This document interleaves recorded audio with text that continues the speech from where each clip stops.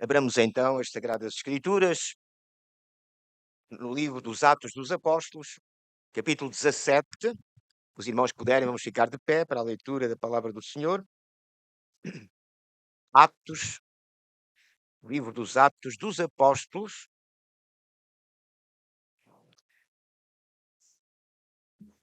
capítulo 17. Vamos ler a partir do versículo 15 até ao fim. Atos dos Apóstolos, livro dos Atos dos Apóstolos, capítulo 17, a principiar a leitura no versículo 15.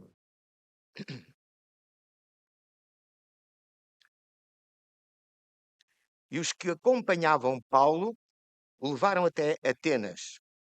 E recebendo ordem para que Silas e Timóteo fossem ter com ele o mais depressa possível, partiram. E enquanto Paulo os esperava em Atenas, o seu espírito se comovia em si mesmo, vendo a cidade tão entregue à idolatria. De sorte que disputava na sinagoga com os judeus e religiosos, e todos os dias na praça com os que se apresentavam. E alguns dos filósofos e epicureus e estoicos contendiam com ele. E uns diziam: que quer dizer este paroleiro? E outros: parece que é pregador de deuses estranhos, porque lhes anunciava a Jesus e a ressurreição. E tomando-o, o levaram ao Areópago, dizendo: poderemos nós saber que nova doutrina é essa de que falas? Pois coisas estranhas nos trazes aos ouvidos. Queremos, pois, saber o que vem a ser isto. Pois todos os atenienses e estrangeiros residentes de nenhuma outra coisa se ocupavam, senão de dizer e ouvir alguma novidade. E, estando Paulo no meio do Areópago, disse: varões atenienses, em tudo vos vejo um tanto supersticiosos, porque, passando eu e vendo os vossos santuários, achei também um altar em que estava escrito: ao Deus desconhecido. Esse, pois, que vós honrais, não o conhecendo, é o que eu vos anuncio. O Deus que fez o mundo e tudo o que nele há. Sendo Senhor do céu e da terra, não habita em templos feitos por mãos de homens, nem tão pouco é servido por mãos de homens como que necessitando de alguma coisa. Pois ele mesmo é quem dá a todos a vida e a respiração e todas as coisas.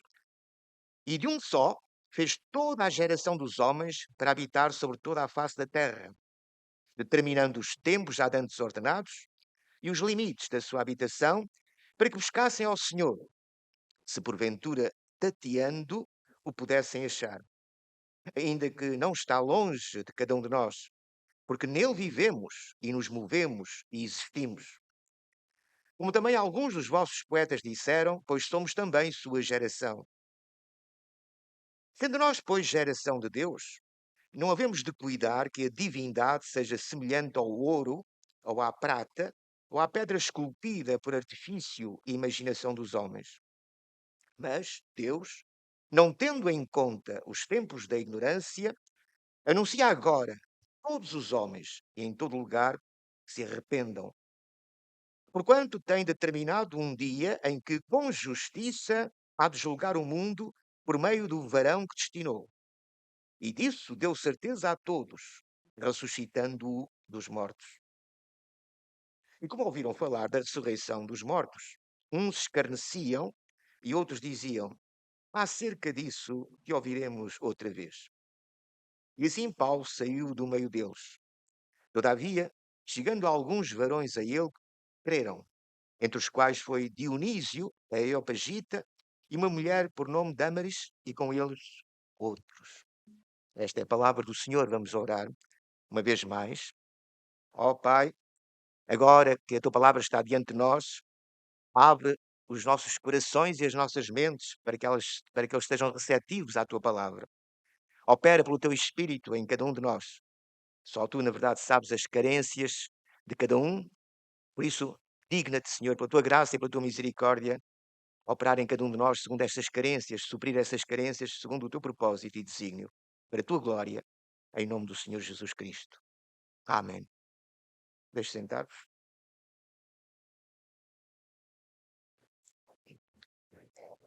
Esta é a segunda viagem missionária de Paulo, acompanhado por Silas e Timóteo, depois de várias peripécias, depois de estar em Bereia e de ser perseguido pelos judeus. Paulo partiu para Atenas, a capital da Grécia, portanto, partiu para a grande cidade, neste caso ainda, as cidades eram ainda autónomas, mas partiu para esta grande cidade de Atenas, uma cidade dos intelectuais, uma cidade, portanto, que era marcante naquela época em termos de filosofia, em termos de intelectualidade. E enquanto esperava Silas e Timóteo, Paulo, passeando por Atenas, ficou confrangido, ficou, portanto, tocado e impressionado com a religiosidade, a superstição, a religiosidade daquele povo. Eles tinham tantos deuses, como um teólogo afirmou há pouco, enfim, no século passado, tinham deuses aos pontapés.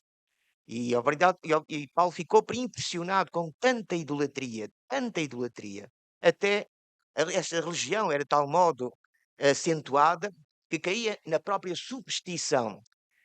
E digamos que há um limite que é muito difícil, por vezes, de conseguir alcançar entre a religião e a superstição.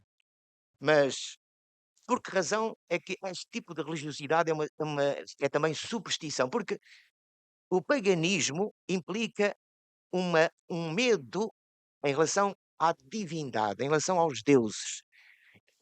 Os povos adoram os deuses não porque amam os deuses, não porque reconhecem, enfim, que aquilo que os deuses lhes têm dado, mas sim com medo das represálias dos deuses se eles não os adorarem.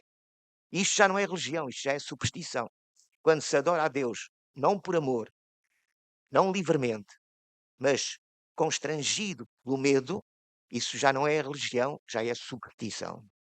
E como é que Paulo chega à conclusão de que toda esta religiosidade grega, toda esta religiosidade grega era superstição, era religião supersticiosa?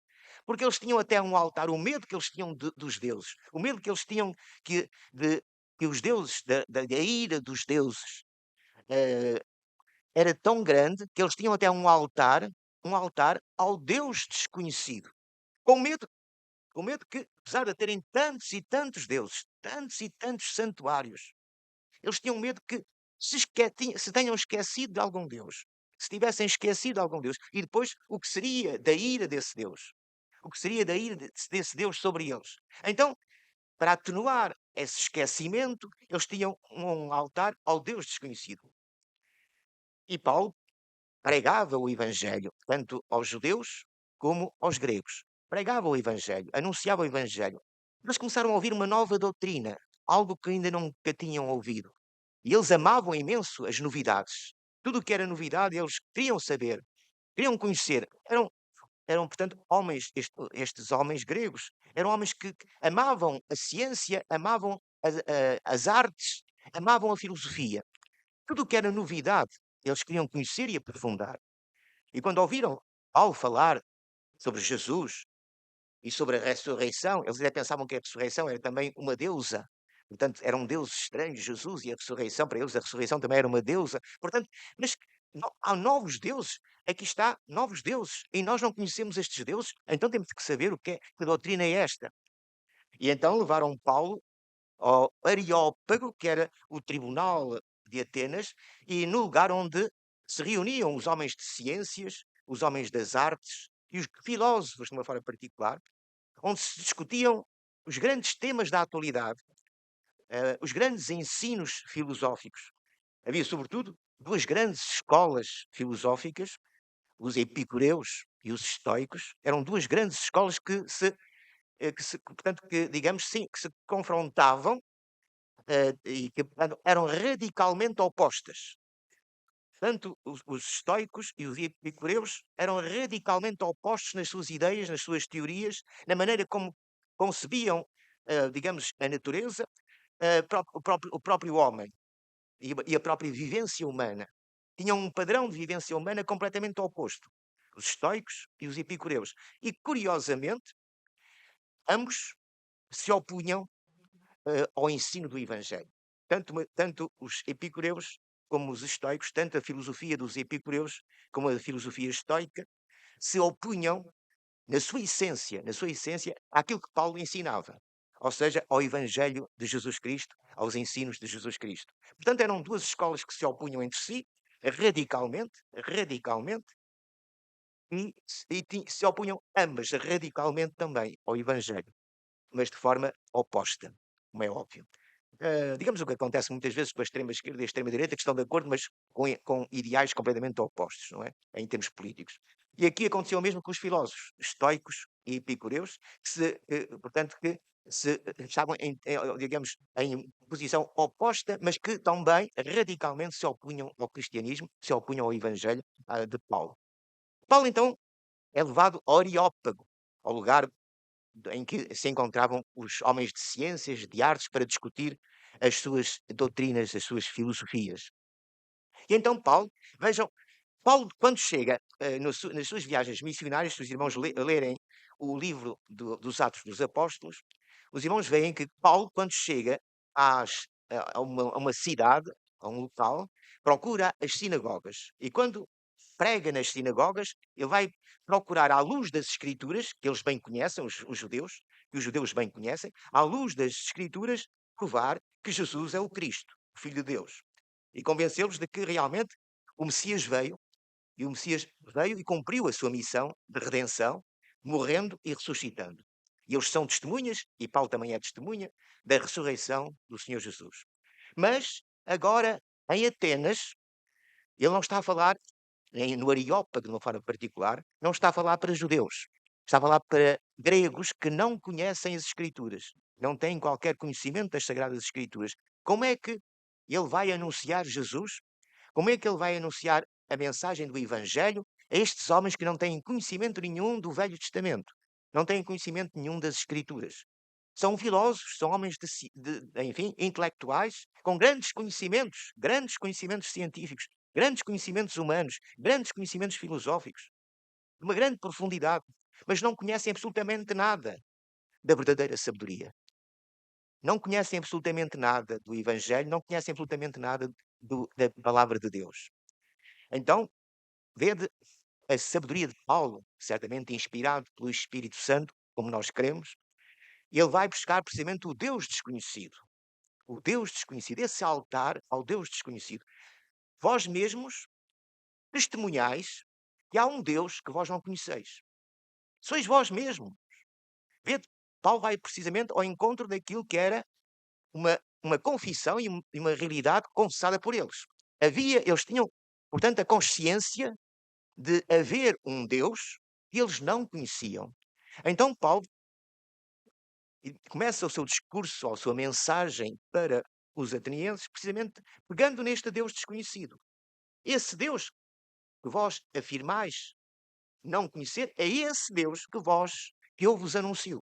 É esse Deus que eu vos anuncio. Irmãos, este texto é muito importante para nós, como toda a Sagrada Escritura, obviamente, mas este texto é muito importante para nós por uma razão muito simples e dramática.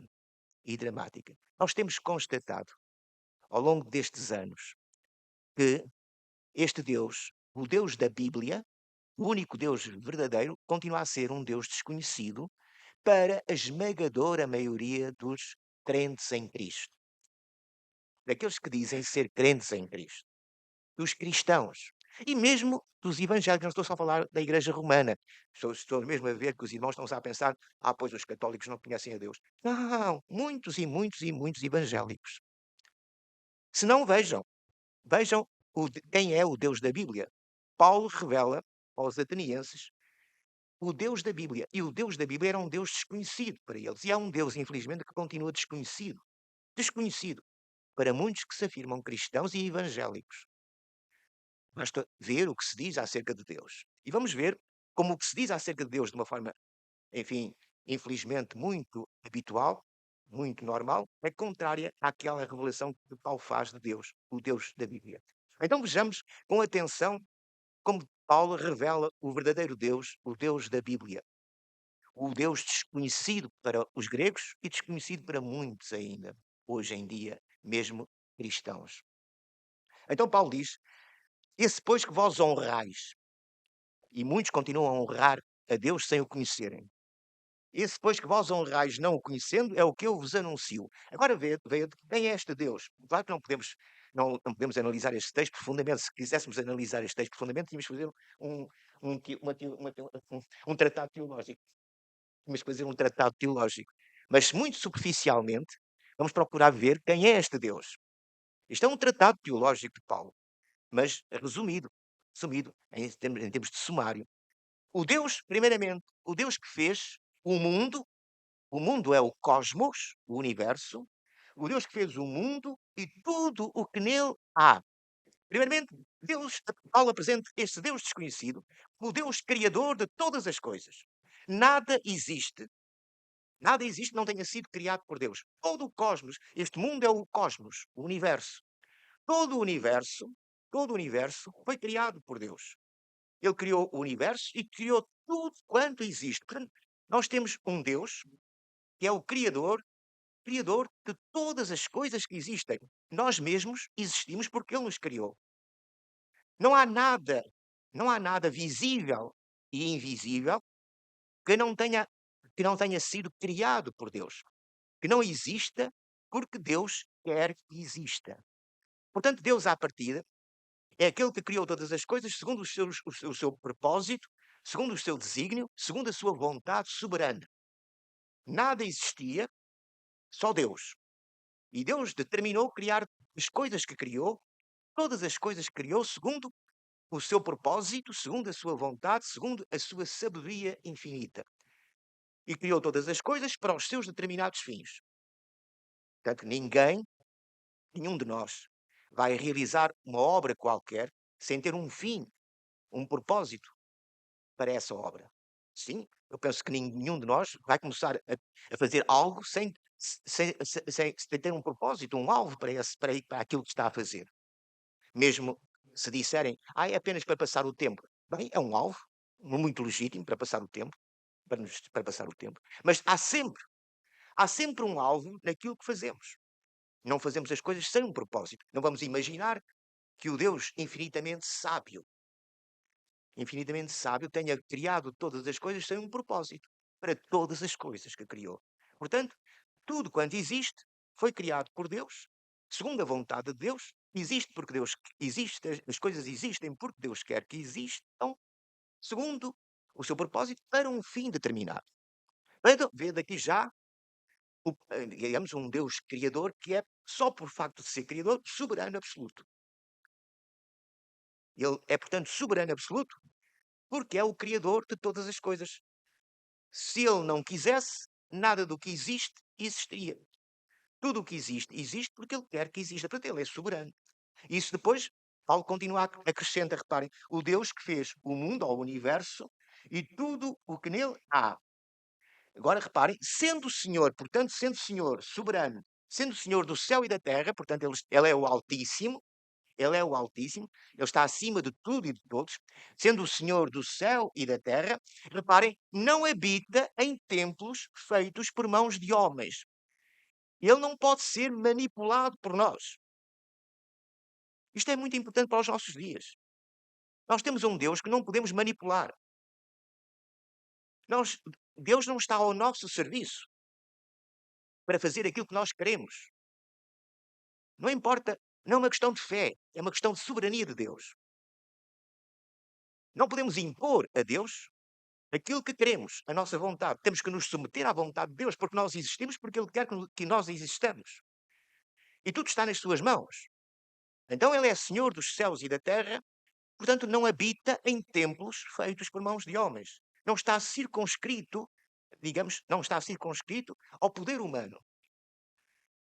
O poder dele é absoluto, é total. é todo-poderoso, é onipotente, é todo-poderoso. Portanto, nós não podemos impor a Deus a nossa vontade. Nós temos de colocar diante de Deus os nossos desejos, os nossos anseios. Ele quer que nós o façamos. A oração é agradável ao Senhor e é uma ordem do Senhor. Orai sem cessar, vigiai e orai. Nós devemos orar e devemos colocar diante de Deus os nossos pedidos, os nossos anseios, os nossos desejos. Mas temos de reconhecer uma coisa muito importante. Ele é que sabe, e não nós, ele é que sabe o que é melhor para nós, em cada momento, em cada circunstância. Por isso nós abrimos o nosso coração diante de Deus, como Ele ama, porque Ele nos ama, é o nosso Pai, Ele quer que nós o façamos. Portanto, nós amamos, nós abrimos o nosso coração diante do Pai que nos ama, abrimos o nosso coração e pomos cá para fora tudo aquilo que lá está. Porque é escusado ocultar.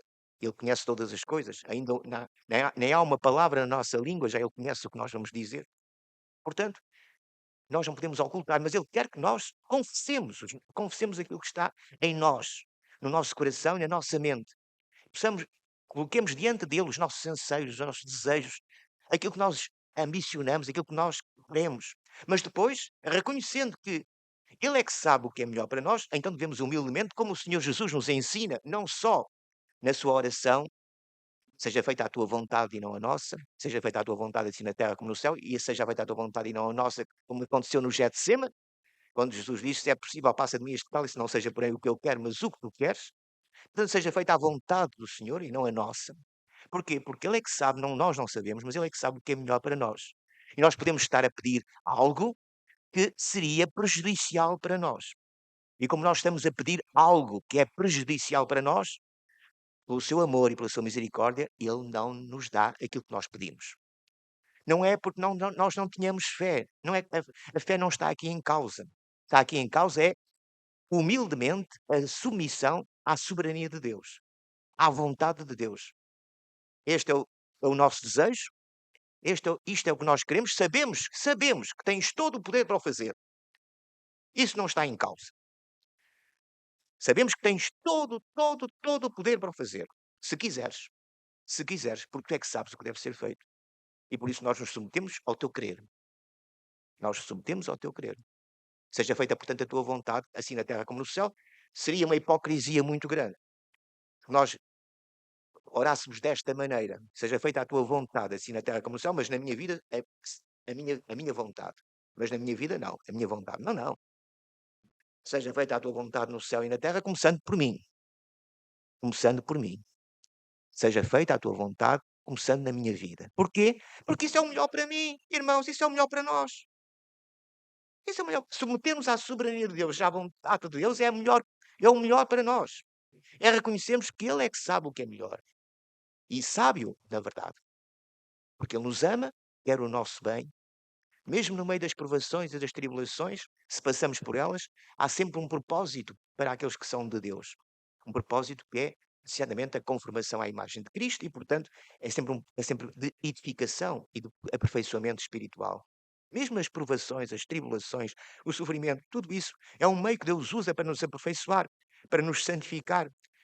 Portanto, reparem, portanto, nós não podemos manipular a Deus, não podemos colocá-lo num lugar determinado, como fazem com as imagens, com os deuses que são imagens, ou pelo menos são figurados em imagens, transportam as imagens em procissão de um lado para o outro. Não, nosso Deus não pode ser manipulado pelo homem.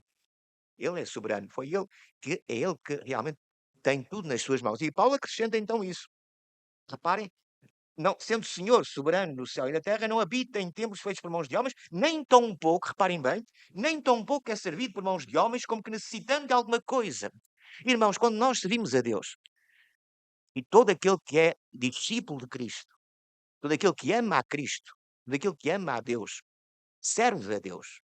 Mas tenhamos a humildade de reconhecer que Deus não precisa do nosso serviço. É um privilégio. É um privilégio. Por isso mesmo é que é um privilégio tremendo que Deus nos dá, poder servi-lo.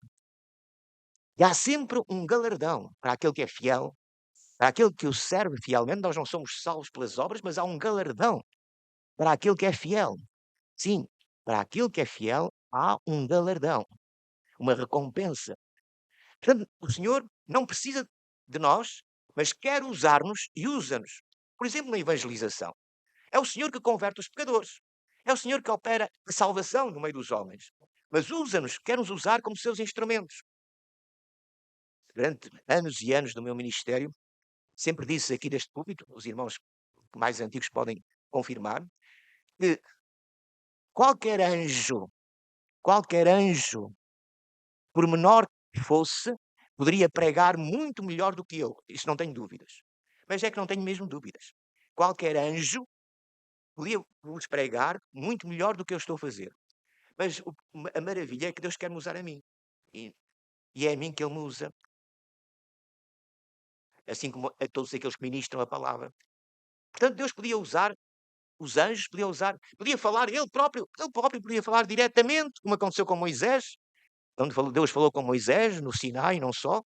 Portanto, quantos e quantos têm ouvido a voz de Deus, não é? Nas Escrituras, ouviram a voz de Deus. Os profetas também chegaram a ouvir a voz de Deus e depois transmitiam aquilo que Deus tinha dito. Mas agora, Deus fala-nos através da sua palavra e Deus fala-nos através dos homens. E é através dos homens que Ele nos fala, por meio da sua palavra. Quando os homens expõem fielmente a palavra de Deus, Deus está falando através deles. Quando a palavra de Deus é exposta com fidelidade. É aquilo que Deus diz que eles dizem. Então, se é aquilo que Deus diz que eles dizem, então eles estão a ser usados por Deus para expor a sua palavra, a palavra de Deus. E neste caso, portanto, nós vemos que Deus não precisa de nós. Mas isto é que é maravilhoso. Porque se Deus precisasse de nós podíamos dizer, bem, Ele está-nos a usar porque precisa, coitado, não é? Porque precisa, coitado. Se nós nos calarmos, pronto, todos vão ser condenados. Olha, irmãos, se nós nos calarmos, até as próprias pedras clamarão. É bíblica, é a palavra de Deus. Não sou eu que estou a dizer, é a palavra de Deus. Se nós nos calarmos, as próprias pedras clamarão. Mas ai de ti se te calares. Ai de ti se não pregares o Evangelho, quando Deus te dá este privilégio de o fazer, de testemunhar. Ai de ti, dura coisa será para ti. Mas se tu te calares, as próprias pedras clamarão. A obra de Deus prossegue, porque Deus é que é o Senhor da obra. E, portanto, Ele dá-nos um privilégio maravilhoso, que é podermos ser usados por Ele como seus instrumentos. Mas tenhamos a humildade de reconhecer que isso é um privilégio que Ele nos dá. Deus podia agir de muitas e variadas maneiras, mas quer usar-nos e usa-nos. Não porque precise de nós. Nós é que precisamos dele. Como Paulo diz, reparem, nem tão pouco é servido por mãos de homens como necessitando de alguma coisa, pois ele mesmo é quem dá a todos a vida, reparem, é quem dá a todos a vida e a respiração e todas as coisas. Reparem, sempre dependentes de Deus. Em todos os momentos da nossa vida, nós dependemos deste Deus. Não sei se os irmãos estão a ver o alcance desta mensagem bíblica. Ou seja, será este o Deus que nós adoramos? Será este o Deus que nós conhecemos? Será este o Deus que nos é apresentado habitualmente nos nossos púlpitos? Será este Deus soberano, absoluto, tem tudo nas suas mãos, que não precisa de nós, mas que quer usar-nos e nos usa como um privilégio maravilhoso que Ele nos dá, e ainda por cima galardoa o nosso trabalho, quando nós aquilo que fazemos é pela sua graça e pelo seu poder? Agostinho, o grande teólogo Agostinho, costumava chamar ao galardão que Deus nos dá, o galardão, graça sobre graça. Graça sobre graça. Porque era, dizia Agostinho, porque era pela graça de Deus que nós fazíamos o que fazíamos. E depois Deus ainda nos retribuía por aquilo que fazíamos. Portanto, esta retribuição era graça sobre graça. Porque nós nunca faríamos o que tínhamos feito e que tinha galardão sem a graça de Deus. Portanto, o galardão acabava por ser uma graça sobre graça. Isto é que é maravilhoso. Deus pega em nós, dá-nos sabedoria, dá-nos capacidades, dá-nos saúde, dá-nos forças, dá-nos respiração, dá-nos vida, dá-nos tudo.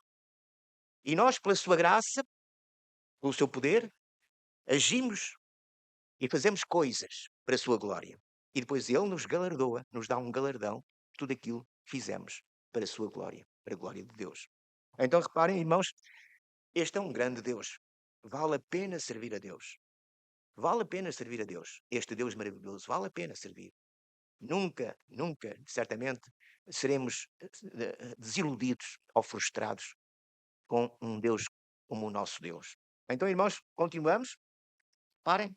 Pois Ele é quem dá a todos a vida e a respiração e todas as coisas, e de um só, Adão, fez toda a geração dos homens. Agora reparem, irmãos, um aspecto muito importante.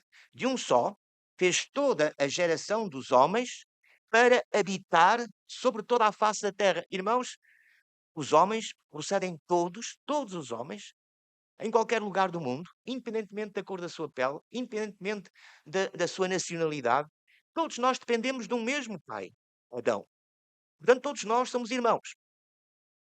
A humanidade não reconhece esta realidade. A humanidade está sempre em conflito, guerras sobre guerras. Irmãos, mas todos nós procedemos de um mesmo homem, Adão. Todos nós somos irmãos. É uma família. A humanidade é uma família que procede de Deus, porque Deus criou Adão à sua imagem e semelhança. E de Adão procedemos todos nós. Todas as gerações dos homens procedem de Adão e Eva. Sim, não foi. Isto não procedemos de alguma explosão atómica. Mas não é nenhuma explosão atómica, nem nenhuma explosão atómica, nenhum Big Bang podia fazer podia criar este universo maravilhoso que nós temos. Irmãos, é qualquer coisa de alucinante ver até que ponto é que Deus é que os homens estão totalmente cegos. Os homens, e estou a falar dos homens da ciência, de alguns homens da ciência, graças a Deus, há homens da ciência que têm vista para ver. Mas a esmagadora maioria dos cientistas são totalmente cegos, cegos, cegos. Isso viu-se com a pandemia, mas não só. Mas não sabem nada de nada. Estão tateando, não sabem nada de nada. Irmãos, como é que, olhando para o universo, com regras, com leis perfeitamente sábias, leis perfeitamente maravilhosas, todos nós, olhando para nós mesmos somos um mundo maravilhoso. O homem é um mundo maravilhoso. O homem, a mulher, portanto, um homem é um mundo maravilhoso. A forma tudo aquilo que somos, em termos de humanos, os animais, a natureza, tudo isto é maravilhoso. Com regras, com leis. Então tudo isto podia ser fruto do acaso. Podia ser fruto de uma explosão atómica. Seria absolutamente, é totalmente absurdo, absurdo. Mas como é que cientistas podem crer nessa realidade na evolução? Não tem qualquer sentido, não tem pés nem cabeça em termos de mentalidade, de racionalidade. É totalmente irracional. A evolução, a teoria da evolução é totalmente irracional. Agora, tudo se explica quando nós queremos num Deus soberano, num Deus infinitamente sábio, num Deus que é tão sábio que nós não podemos alcançar a sua sabedoria, por isso não compreendemos muita coisa do que ele faz, não compreendemos muita e muita coisa do que ele faz porque a sua sabedoria nos transcende, mas o facto é que só a sabedoria de Deus é que explica o universo como nós o conhecemos. Então sim, então tudo tem explicação. Porque é que o universo tem leis tão rígidas, leis tão sábias, leis tão maravilhosas? Porque Deus é maravilhoso, porque Deus é sábio, porque Deus é um Deus de ordem. Portanto, irmãos, só Deus é que explica tudo aquilo que hoje vemos à nossa volta e que nós podemos confrontar em relação a nós mesmos. Só Deus, a sabedoria de Deus, enfim, o poder de Deus é que explica que o universo seja como é, as coisas existam como existem e nós sejamos o que sejamos, o que somos, e nós sejamos o que somos. Porquê? Porque Deus nos criou à sua imagem e semelhança. Por isso é que o homem é um ser racional. Porquê é que o homem é um ser racional? Porque é que o homem pensa? Pode pensar bem ou pode pensar mal, mas pensa. Esta racionalidade vem de Deus. Deus é um Deus racional, um Deus sábio. Portanto, nós temos racionalidade, temos sabedoria. Mas tudo isto está neste texto. Reparem, Paulo diz, para, portanto, Deus criou de um só todos os homens para que buscassem ao Senhor. Reparem, eh, de um- Paulo diz, no versículo 26, e de um só fez toda a geração dos homens para habitar sobre toda a face da terra. Reparem, determinando os tempos já dando ordenados, até a própria história está nas mãos de Deus. Deus determinou todas as coisas. Como nós dissemos no princípio, claro, se Deus criou todas as coisas, segundo a sua vontade, criou todas as coisas com um plano, com um propósito. E Ele próprio vai cumprindo esse plano que determinou. E, portanto, a história dos homens tem um sentido. É o propósito de Deus que dá sentido à história dos homens. Nós podemos, por vezes, olhar para a história e não ver sentido nenhum na história. Mas tem um sentido. Foi Deus que lhe deu o sentido. E, portanto, nós, pela fé, podemos sempre crer que todas as coisas que acontecem na história estão determinadas por Deus e têm um propósito de Deus. E esse propósito é sempre o melhor para aqueles que são seus, o melhor para a sua igreja, o melhor para aqueles que o amam e que o temem e que procuram viver em conformidade com a sua vontade. Por isso não nos podemos assustar, nem ter medo. Não devemos ter medo dos acontecimentos. Vemos, infelizmente, o mundo como está. Não temamos. Não temamos as epidemias, não temamos os terremotos, não temamos enfim, as inundações, não temamos as alterações climáticas, não temamos nada disso, porque tudo isso está nas mãos de Deus. E só acontece o que Deus tem determinado. Por isso, o crente pode confiar que mesmo quando ele partir deste mundo, parte para a glória. Parte para a glória. Portanto, até o morrer, como diz Paulo, até o morrer é lucro. Para aquele que confia no Senhor, até o morrer é lucro. Por isso nós não temos que temer coisa alguma. Estamos nas mãos de Deus, tudo está nas mãos de Deus. Ele determinou todas as coisas, reparem, para que e de um só fez toda a geração dos homens para habitar sobre toda a face da terra, determinando os tempos já antes ordenados e os limites da sua habitação. Até próprios lugares, até a própria geografia, não só a história. A própria geografia está nas mãos de Deus. E se uns vivem neste lugar, outros vivem naquele lugar, é porque Deus determinou. Até os povos estão repartidos pelo mundo segundo a vontade de Deus. Então continuamos. Repare, é este Deus que vós conheceis, é este Deus que eu conheço, é este Deus que nós amamos e servimos, é o Deus da Bíblia. Então continua. Agora reparem, qual é o propósito de Deus para o homem? Caro ao Senhor. Deus criou-nos para que nós o buscássemos, para que nós o amássemos, para que nós o servíssemos, para que nós o glorificássemos. A nossa vida só tem sentido, a vida do homem, como criatura, só tem sentido para a glória de Deus. Só nesta relação com Deus, o Criador, só nesta relação com o Criador, nesta relação de amor, de busca no sentido de procurar amá-lo, procurar servi-lo, não porque ele precise, mas porque nós queremos servi-lo. Temos um desejo de o servir porque o amamos. Só neste desejo de o servir e servindo é que nós realmente nos realizamos como criaturas. Por isso é que os homens não se encontram, enfim, frustrados, sem alvos, sem propósitos.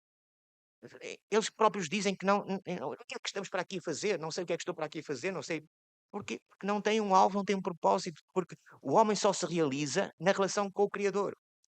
Como criatura, o homem só se realiza numa relação com o Criador. Porque o Criador criou-nos para que o buscássemos, para que o servíssemos, para que o amássemos, para que nesta comunhão de amor, Ele mostrasse o seu amor para connosco, e através desse amor para connosco nós o amássemos e nos realizássemos como criaturas. Por isso Paulo dirá que nós o amamos a Ele porque Ele nos amou primeiro. Portanto, é este amor de Deus que teve a sua origem, que deu a origem à nossa existência, é neste amor de Deus que nós realmente podemos amá-lo também a Ele e assim nos realizarmos. E agora reparem como Paulo, inspirado pelo Espírito Santo, é muito subtil, mas acrescenta uma coisa que é muito importante e que é uma verdadeira bomba no Areópago.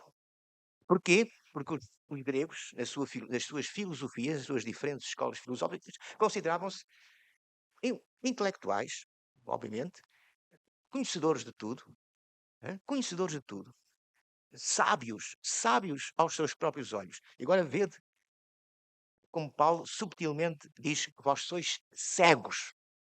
Vós sois totalmente cegos. Pensais que vedes, mas sois totalmente cegos. Reparem o que Paulo diz. E para que buscassem ao Senhor, este é o alvo da criação, para que buscassem ao Senhor, se porventura, e agora reparem, se porventura, qual é o termo que Paulo diz, que Paulo usa, traduzido para português? tateando, tateando. Ou seja, o alvo é buscar a Deus, mas o homem está totalmente cego. Tatear significa que o homem está cego. E mesmo estando Deus tão próximo dele, porque nele vivemos, nos movemos e existimos, estando ele tão próximo, nós vivemos porque realmente só há vida em Deus. Fora de Deus não há vida. Portanto, mesmo a nossa vida física, nós vivemos nele, nos movemos. Se ele nos tirasse a respiração, nós morríamos. Se ele nos tirasse, portanto, esta vida, nós ficávamos sem ela. É ele que nos dá a vida e nos sustenta. Apesar disso, apesar de estarmos, digamos, tão relacionados com ele, obrigatoriamente, nós não o vemos. O que é que significa isto? Uma cegueira total. Uma cegueira total. Nós nem vemos aquele no qual nos vivemos, movemos e existimos. O homem está totalmente cego pelo pecado. E isso explica também a situação que vivemos no nosso mundo de hoje. Aquilo que ouvimos, aquilo que vemos, aquilo que lemos. Hum? Ouvimos, lemos, não podemos, portanto, deixar de ver e de ler e constatar esta cegueira total do homem. Por mais que Deus se revele através de cataclismos, através de inundações, através de incêndios, através de vulcões, através de epidemias, através de tanta coisa, o homem continua no melhor dos mundos. São as alterações climáticas. Pois, claro que são as alterações climáticas, mas o que é que está por trás das alterações climáticas? Isso é que é importante. Isso é que é importante. Então, irmãos, Deus está chamando a atenção dos homens como eles vivem de uma forma completamente oposta à sua vontade.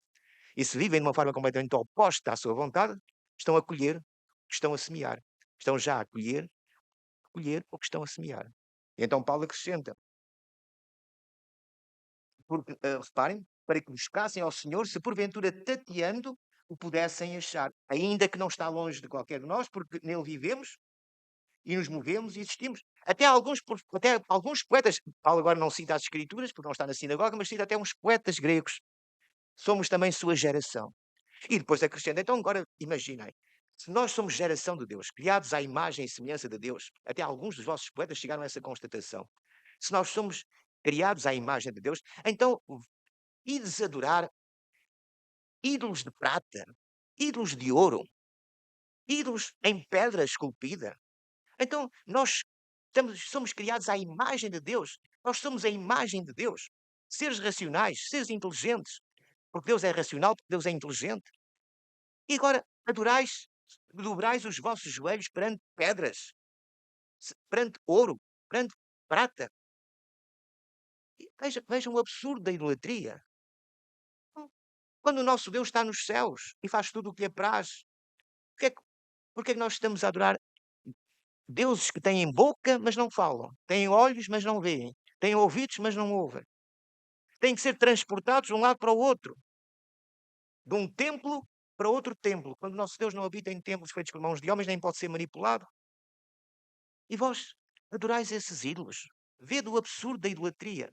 Então, Paulo acrescenta, sendo, sendo nós, pois, geração de Deus, não havemos de cuidar que a divindade seja semelhante ao ouro, ou à prata, ou à pedra esculpida, pela imaginação dos homens. E agora a mensagem final do apóstolo Paulo, que é a mensagem também de Deus para nós hoje.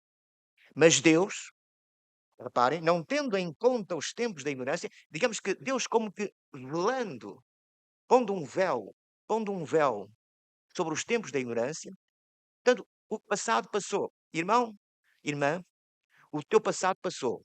O que importa é o presente e o futuro.